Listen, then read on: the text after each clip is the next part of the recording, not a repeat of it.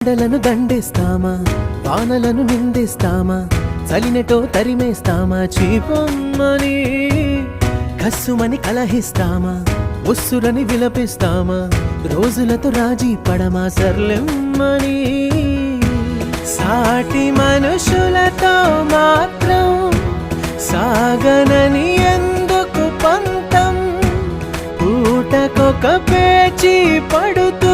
ఏం సాధిస్తామంటే ఏం చెబుతా, ఎక్కిళ్ళే పెట్టి ఏడుస్తుంటే కష్టం పోతుందా కదా,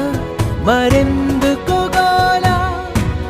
అయ్యయ్యో పాపం అంటే ఏదో లాభం వస్తుందా, వృధా